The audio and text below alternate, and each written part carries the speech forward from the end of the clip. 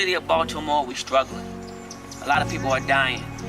Once you live in conditions such as this, your mind becomes conditioned to the pain, to the struggle, and you think it's normal, but it's not normal. People shouldn't live like this. People don't have to live like this. I was raised in the inner city of Baltimore. I lost my mother to the streets of Baltimore. I grew up in foster care. I was passed around house to house. I've been helping kids in the inner city of Baltimore for over 5 to 6 years. So, until the day I'm in the ground, that's what I'll do. So I'm Wesley Hawkins. I'm an executive director and founder of the Nolita project. What inspired me to create the program was the things that I went through in my childhood. I grew up with 2 drug addict parents. My mother passed from drug overdose. My father was a functional addict.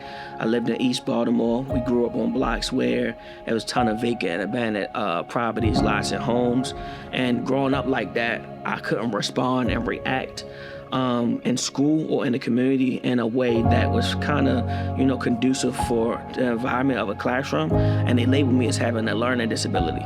As I got older, I learned I never had a learning disability. But what I lacked was stability. I lacked that structure.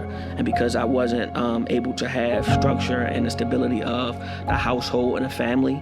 So for me, as I got older, I said, well, I know what these students and these children need.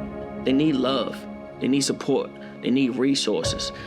Some of them need therapy. Some of them need proper housing. Some of them need running water. Some of them just need, a hug sometimes.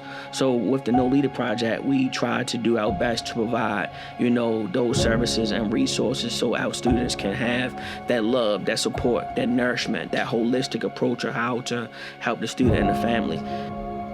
One of our strongest programs is our after-school program. We have an after-school program that focuses on high school students from 9th to 12th grade.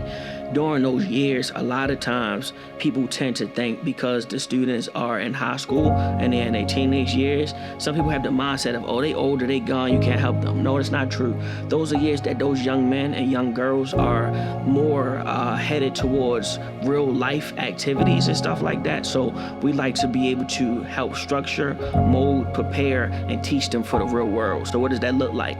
We make sure we do home visits, school visits, tutoring, mentoring, and if they need therapy, we make sure we provide those services for them.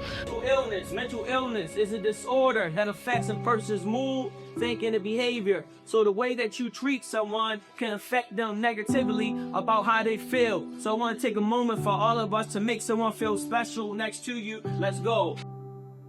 We prepare them for life. So entrepreneurship, life skills, college, how to teach them how to do mathematics, science, just real world things. So when they graduate, they know how to manage a credit card, they know about stocks and bonds, they know how to save, they know about home ownership and things like that.